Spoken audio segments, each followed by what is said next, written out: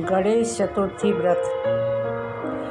मार्गशीर्ष माह के कृष्ण पक्ष की चतुर्थी को संकटनाशक चतुर्थी कहते हैं। इस व्रत में प्रातःकाल उठकर नित्य कर्म से निवृत्त होकर स्वच्छ वस्त्र धारण करें। व्रत का संकल्प लेकर श्री गणेश जी का पूजन धूप दीप नैवेद्य अक्षत फूल से करें। इसके बाद कथा सुनें।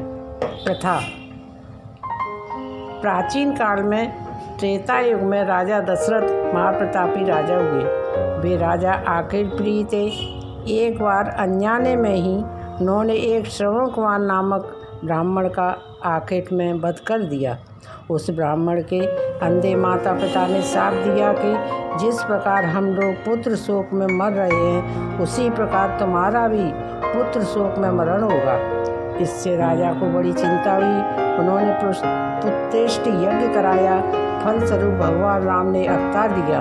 भगवती लक्ष्मी जानकी के रूप में अवतरित हुई जो राम जी की पत्नी बनी। कुछ समय बाद पिता की आज्ञा मानकर भगवान राम सीता और लक्ष्मण सहित वन को गए। उन्होंने खरदूषण सहित अनेक राक्षस व राक्षसियों का वध किया। इससे क्रोधित होकर रावण ने सीता जी का अपहरण कर लिया। सीता जी की खोज में भगवान राम ने पंचवटी को त्याग कर और ऋषमुख पर्वत पर पहुंचकर सुग्रीव से मित्रता कर ली। इसके बाद सीता जी की खोज में हनुमान आदि बानर लग गए। ढूंढते ढूंढते बानरों ने गिद्धराज संपाति को देखा। बानरों को देखकर संपाति बोला कि तुम कौन हो, इस वन में कैसे आए हो, तुम्हें किसने भेजा है, आदि आदि प्रश्न किए। संपाति की बात सुनकर बानरों ने बताया कि भगवान विष्णु के अवतार दशरथ जी नंदन राम जी सीता और लक्ष्मण जी के साथ दंडक वन आए हैं। वहाँ पर उनकी पत्नी सीता जी का अपहरण कर लिया गया है। हम लोग उनको ही ढूंढ रहे हैं। उनकी बात सुनकर संपाति ने कहा कि तो रामचंद्र जी के सेवक होने के नाते हमारे मित्र हो। जानकी जी का हरण जिसने किया है उसको मैं जानता हूँ।